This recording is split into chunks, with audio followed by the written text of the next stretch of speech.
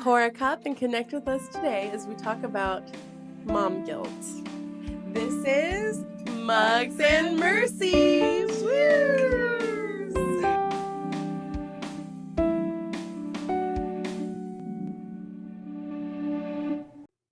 Welcome back to Mugs and Mercy. We're so happy to have you guys here. Today we have a really big subject that we're discussing, mom guilt. But first, ladies, what's in your mugs? Katie, take it away. Well, I was at my caffeine allotment, so I am actually having decaf, unfortunately. Welcome to our Welcome to the decaf club. woo woo. And this is a new mug I got at my sister-in-law's baby shower for the whatever the gift's called for the people. The party favorite. Like the party favors, the people that win prizes. That was my mom brain forgetting the term party favor. And so it's my cute new little mug. It's pink, light pink with silver sparkly hearts on it. Christine, what's in your mug? Why, thank you for asking. Here in this nice cheers. Would you call this a footed clear glass textured tall mug? I thought it would be good for an iced coffee drink. So I'm having iced coffee with erythritol monk fruit sweetener and cream and milk. Good stuff from a cow. Raw cream that's really tasty. Someone ask me. Emily. Emily, what's Yes. in your mug? In my mug is where's the box? 1 second. It is called, and it's actually really good. It's caffeine-free functional herbal blends. Detox medley with ginger and turmeric. How do you say that? Turmeric. I always said turmeric and it sounds weird. I know, it's one of those words. It's like I always thought it was turmeric, but it's turmeric. Kind of like orangutan. Like it's not a tang at the end, it's orangutan. And it just feels wrong to say it right. It's an orangutan. Orangutan. And it's in my, and I took my mom's Tigger mug that's really cute, and I'm using that today. So It is cute. it's a white like mug Winnie the with Pooh. Tigger. Katie likes Disney, so well, we all like. No, this is my Anyway, first non-Disney mug. Wow, look at So- you. So, ladies, have you ever felt mom guilt before? Never. Nope. Bye. I'm just such an amazing mom. There's nothing to feel guilty Yeah. about. So Mom guilt. just kidding. Emily, what is mom guilt? Funny you ask, because I had Katie pull up the definition, and it really puts it into words. Yes, that is what a definition is. Okay, take it away. Mom guilt is the feeling of shame or frustration that mothers experience when they believe they are not meeting their own or others' expectations of motherhood. Their own or others' expectations. And I think mom guilt specifically is one of those things you don't realize until you have kids, even what it is. You know, before I had kids, I was like, I'm going to be a great mom. I'm going to feel right about all my decisions. My kids are going to be exactly who I picture them to be. And anything less than that now, I feel guilty about. I always feel guilty about a lot of things, but every night, it's just sorry. Every night I like when I put my kids to bed, I'm like so excited for them to be in bed so I can have a little time. And then I always feel this Downtime. like bout of guilt come over me. Like, did they have a good day? Did they feel loved? All these things come rushing back. So have you ever felt guilty, girls? Mom guilty? Yeah. Yeah. I think that idea of for me, it's all like my own expectations of what I should be as a mom and as a person and as a woman. It's all kind of tied together. Like, I should be every woman, I should be all the things, like myself put together, my kids put together, my house put together. And it is a lot, y'all. It is so much to do it all.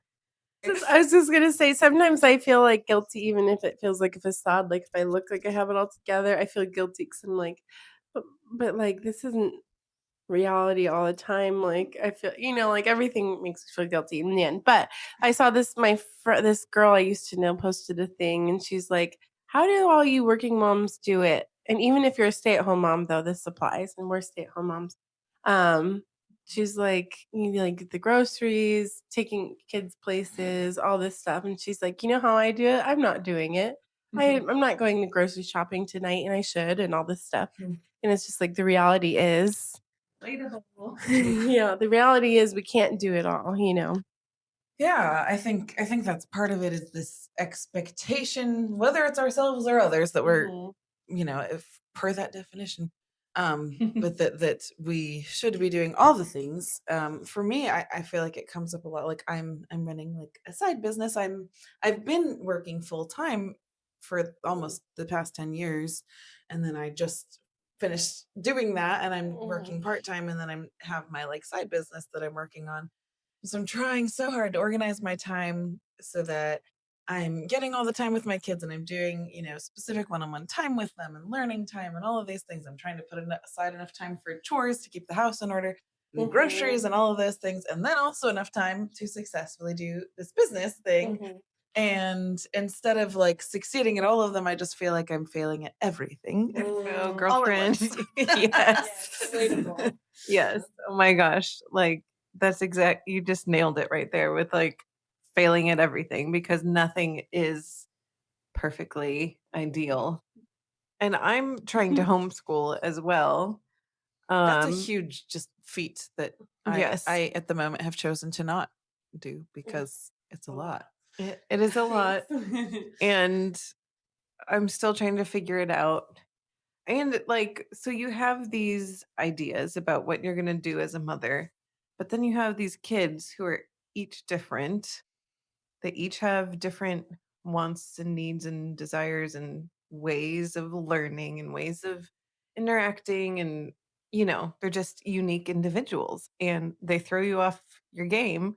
You're like, Mhm. when you're single or before you have kids, or you just don't have kids, you're like, I can handle me because I'm me. And then you throw in these random people, like, yeah, you help make them or whatever. They're like part of you, but they're like totally different than you know what I mean? Like you have to, Another episode of just talking you about your kids, Yeah, your what you thought. uniqueness. Yeah, what you thought they'd be versus reality. And then you guys both took it away before I was finished. Sorry. yeah. The microphone, if you're just listening, they took the microphone away from you while you were playing. Sorry, podcast listeners. um Yeah, so like there's so many more elements than just your own ability. There's like other people in the equation that you can't control, plus just like all the Yeah. things. Sorry, go ahead. Well, I just wanted to put something out there too, like along those lines, like becoming a special needs mom. My son's autistic, if you're a new Mhm. listener who doesn't know Mhm. that. And that's something that nobody chooses to be a special needs mom. Nobody expects to be a special needs mom, really. Unless they adopt. Yeah. Yes, Yeah. unless you adopt and you know that the child Even has then, special it's needs. you can't predict anything. Yeah. Sure. And yeah, so I mean, obviously, any child, it's not going to be what you Mhm. thought or expected, Mhm. but like, I feel that a lot is what I'm saying, Mhm. because it's like this whole other layer of like, oh, I'm learning all these things about how to parent that I didn't even think would be part of An parenting. issue. Yeah, Mhm. yeah. If I were to go back 10 years ago before any of us had kids and like picture the personalities of our children, I wouldn't have figured out any of our kids. All of our kids are so unique and unexpected in the best way. But like it just you just motherhood, a lot of it is just taking what you have and making the best of it and just loving your kids for who they are and trying not to beat yourself up on the Yeah. way. Well, no, the other thing I thought of too, and this is one of my other kids, my the twin of my autistic son who's neurotypical. He has very similar personality to me in good ways. Mhm. I mean, hopefully. But like in things like that I struggle with like anxiety and stuff, like I'm already seeing it like reflected. Mhm. And so that's the other part. It's like what you Yeah. expect of them, but then also these things of like yourself that are reflected, and you're And like, you see oh your some of my. the like uh-oh parts, then Yeah. you're like, oh no, And that I'm was like, me when I was a kid. yeah. And how do I like help my child Mhm. navigate through this? You know? Yeah. I'm like, I can have anxiety. You can't have anxiety. Like, don't do Yeah. that. So we've been talking about a lot of classic mom guilt things, but there's also things like, for instance, my son had really bad colic that we called beyond colic, like the first couple months of his life, where he was just beside himself, miserable. And we found out when he was 2 that he had a large cyst in his brain.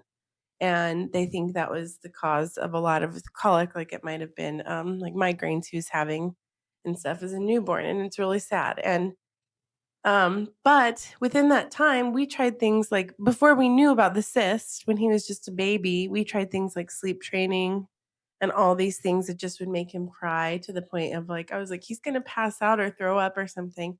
And I felt so guilty after finding out about the diagnosis of his brain cyst. In hindsight, I was like, what, like we were just torturing him, because we didn't know and we were just trying to do all the things and his pediatricians were like, he's just colicky. This is just typical. And we're like, but he doesn't sleep. He doesn't. So like Mm. there's the serious side of mom guilt where you just beat yourself up over things. But really, ideally, we shouldn't even do that because we're all just doing the best in the moment. It's not like um I was being a bad mom by trying to do those things. I was actually trying to help him. You can feel guilty about things like that. Like, Yeah. I just want to take this little moment to say, don't forget to like and subscribe and tell your friends. Ding the bell or whatever they say on YouTube. I don't know. Turn on the notifications. oh my gosh. Did you see that Pat Mice pass? It was like the mic pass. Oh my goodness. We've had some technical difficulties tonight. So If you've ever experienced mom guilt, share this with someone else who yes, you're you not think alone. would have some support I was from it. gonna Use some say support. you can feel guilty from your kids. Like this is just some examples for me. What my kids eat, you know. Um, I'm never feeling like I'm giving them really what I should be. Like I'm always like, is this healthy enough? Or, Rowan's first food. Feel guilty about what time they go to bed. I feel, wait, I have my little list. When they sleep to what they to what they watch on TV, like or how much screen time, anything you can Yeah. feel guilty about every little choice. Every choice you have as a parent, you can feel guilty about, and you shouldn't. As long as you really are trying to do your best and putting your heart in it, you just can't, let yourself feel guilty about everything. Something I thought of, I think part of it in modern society stems from like social media and like everything's so out there. And then there's just so much like with the internet of like, oh, you should be doing this, you shouldn't be doing that. This research says blah, blah, blah. And like research can be good. Like we get information from it. But then, yeah, oversaturation. It's like too much Oversaturation. information. And I'm not saying it's all bad, but it's like, it feels like there's no way to do it right. And then there's genuinely people who are judgmental, both in real life, like people that you interact with, and then online too. And or you'll like, there's been times like a video has come up where I thought like it was kind of a nice video of a mom sharing whatever. And All the then time. yeah, like a nice video, like, oh, nighttime routine, blah blah blah. And then there's so many people commenting really mean things. And I hadn't even thought of those things. And it's like comment after comment. And we're back. So, if you can't tell, it's a different day, but we tried to recreate exactly where we were on that fateful day. Difficulties. Yes, speaking of mom guilt, we had lots of technical difficulties, but this episode is important to us and we wanted to finish it off strong. So, what we were talking about was social media, how that affects people these days and makes us feel more guilty than we should. Than ever before. We compare ourselves. Well, I think it's the comparison, like feeling like you should be doing what other people are doing, and the judgment that if you share something, you can be judged because people are judged, and yeah, the fear of judgment.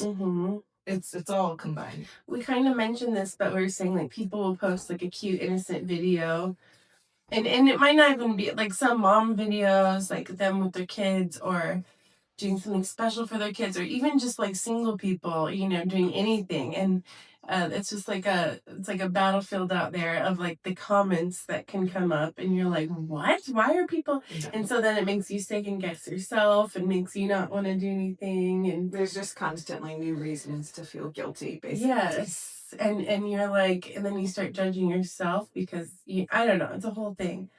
But I was saying like you can like I, for instance, some examples are I feel guilty sometimes about bedtime not being consistent, what I feed my kids, how much TV they're watching.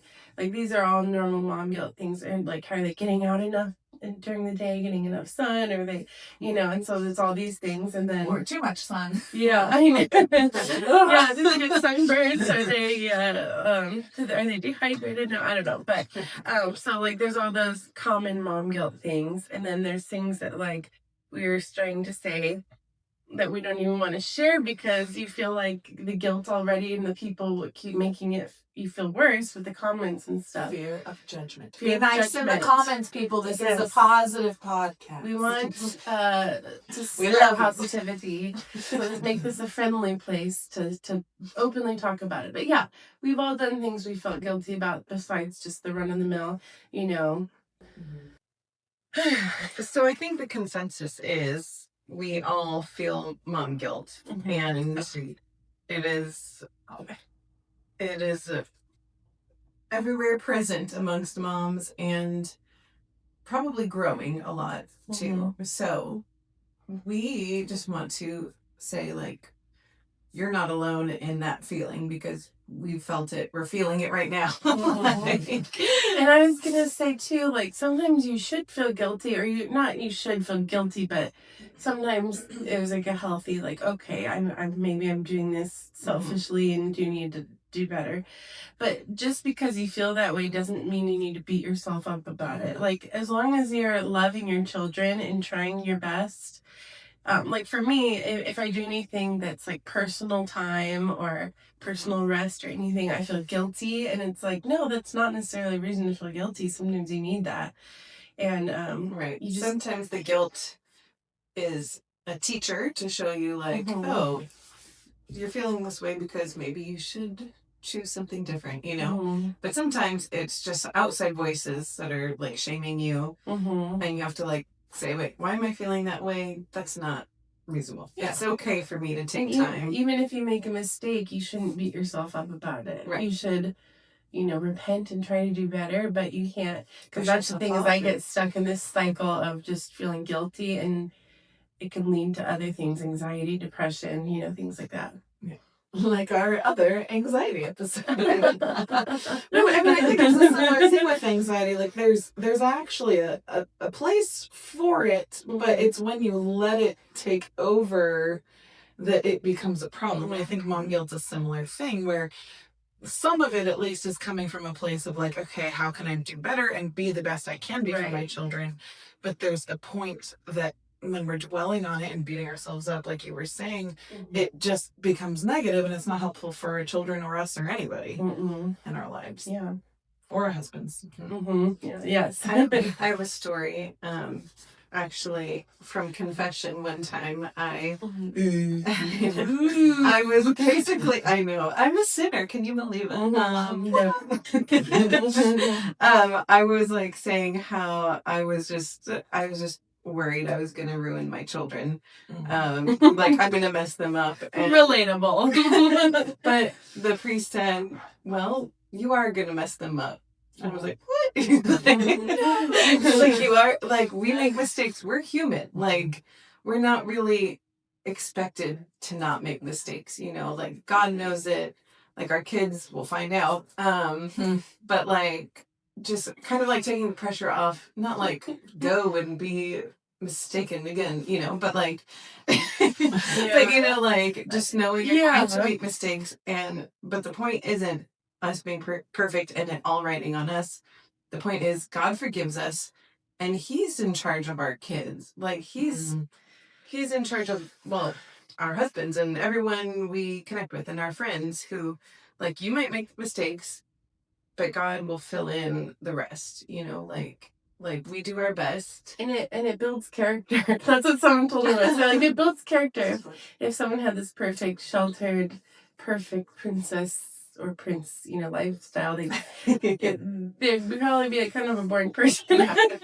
And it's important for our kids to see that when we make mistakes, that we do the work to fix it and apologize and stuff. I've been like, some people thought like you shouldn't apologize to your children, it shows weakness, but it's like, I know that's like a weird, I don't, not many people say that, but I've heard people like parenting experts say like, you know, don't, you know, it's kind of like the whole like boys shouldn't cry, things like that. But it's like when we show that we're sorry and that we are willing to do the work to fix it, that's such a good example for our children. Yeah. And it's not easy to do that, but Well, so something I thought of is when the things that we're like beating ourselves up for, think about like if you knew your friend had done that thing or whatever, like would you be as hard on your friend? And then like the same with like God, right? Like he loves us and forgives us all the more. right. And so like why are we like not trusting in him in that forgiveness and that he like is protecting and loving our children too? Because we're so worried we're gonna mess up our children, but like Yeah, it's true. you know, if we actually believe what we believe, then Yeah. it's okay. Yeah. I mean, it's the good fight for, you know, it's called that for a reason. We're trying and trying. it's freeing and liberating if we can actually trust God. You know, like trust him to take care of us, take care of our loved ones, like that we're afraid we're gonna mess everything up and it's all gonna fall on us. Like that's not how it's supposed to be. Like we fall on God, you know, like we turn to him, and it's something I have to continually work on, and even work on like believing, like my mindset, you know, like reminding myself like I don't have to carry it all, you know. So yeah. Yeah. Whew. It's a beast though, and so you're not alone if you ever felt it, because I know I deal with it daily. It's like an unhealthy guilt, and yeah, it's not good. All right. So, I think should we Good talk, go good talk. on to our appreciation for the week? So now we are moving on to the appreciations part of the podcast, where we talk about someone or something we're thankful for and try to be positive. All right. Oh. Who wants to go first? Well, the mom guilt episode, as we've been talking about this, made me think of my husband and how much I appreciate him, because a lot of the time when I'm getting overwhelmed and struggling, like he's really good at seeing that, or if I'm communicating it with him and saying like, hey, like it's okay, I can take this or that task with the kids, or you can even like sleep in a little bit this morning and catch up on sleep because I know you're up with the baby. And it helps a lot for me to stay sane as a human. And I just, it's having Good job, the support. Nazo. Yeah, good job, Nazo. We love you. I'll go next since I got the mic. Christine here. So I just wanted to share my appreciation for my newly 1-year-old baby boy. Basil. Basil is just got my hair stuck in my ear. Basil is 1 year old now, and he is really sweet and smart and strong and big and running, and he doesn't He's so really jolly. He's like so smart and advanced, but he just recently he doesn't like try speaking, he just screams. So I don't appreciate that yet so much. I mean, I love him, but you know, the screaming. All of her kids have gone through screaming phase. Yeah, but he's 1 now. Like he's like late in the screaming, you know. Yeah. He's a So boy. anyways, Sorry. but to appreciate the positive, he's wonderful. He's a little joy boy, and so I'm thankful for him. We love Basil. I don't know why I'm applauding for Basil, No. love you. I'm gonna go with that and say I was thinking about which child. Steal my appreciation line on I was thinking about And Lily. which child I wanted to be appreciative of, so I'm going to say my 1-year-old too. But I want to say how thankful I am for my little 1-year-old Rowan. She is like right now. My son is sick, poor boy, and Rowan is just like eases all of all the tension in the house by like just being like you know. And she doesn't walk yet, but she is starting to crawl into other rooms, and we'll find her random places. But she is starting to talk a little bit. Like she'll say "met" for milk, and when we show her outside, she goes "asa." Asa is so cute. And then she started saying something else, and we're just like, oh my gosh. But yeah, I'm so thankful for her. She's adorbs. We the twins are we're blessed. So now we are on to the goals. This is the last week of these goals, and I realize you guys are going to be watching only 2 weeks of a month for us, you know. It's okay. It's okay, but so but for like a month we've been working on each of these goals. So let's all go down the line, say what our goal was and how we're ending off the month with our goal. How we're doing, Katie? My goal was to get our new home in order and organized. Okay. We did have a baby shower there. My sister-in-law is having her And first your baby. house looked great. And so the downstairs Yeah. is pretty good. So I think I'll say goal half complete because I think our downstairs is in good shape. Well, that's a big Upstairs goal is- for 1 month. Like, we moved, well, 9, 10, I don't know. Not quite a year ago, but there's still a lot that we were like, oh, yes, I guess we could unpack that room. You know, like part of the office, it's just extra stuff. Yeah. So So, you have big goal. a pretty big house, so it's nice size. It's nice. Yeah. So yeah, you guys have been working hard, I could tell. Thank you. I'm just in an applaud mood today. Okay. My goal, guys, was to reset my circadian rhythm. I dreamed big. Yeah. And I'm talking about that this is like got like maybe 3.5 or 4 hours of sleep last night. But I'm not saying that because I failed. I'm saying that because what I've learned is it's going to be a little bit longer than a month for me to get this Yeah. together. I have been doing better at trying to go to bed on time, but my daughter, my 1-year-old, is having major sleep regression, like waking up multiple times. So it's been really hard. But so I'm realizing I'm learning a lot about it and learning I have to do more, but I feel like I have made some steps in like learning about it. So That's good. it'll be a long process though. Progress, not perfection. You know? Yes. The name of the game. Yeah. Hey guys, Christine here. My goal this month has been to write more consistently, namely on Wednesdays for Write a Wednesday and Fridays for Haiku Friday. Wednesdays and Fridays. Last week I just skipped Wednesday because it wasn't inspiring and I couldn't think of a thing. And you know, sometimes you just can't force yourself when you're not feeling it. But other than that, it has kept me more accountable. So progress. Yay! And that's the whole, look at it, the camera with me, point. Progress is the whole point. Progress, not perfection. Okay. Very Good. Okay. It's like an impression. Yeah. Wrap Wrap it up. Thank you so much for joining us today. We had a great talk. Mom guilt is real and we're not alone. Go ahead and comment down below some encouraging words to the moms next to you, or in the comments, or in your real day life. And we love you guys. Cheers. Thanks for connecting with us. Cheers. I have nothing about that.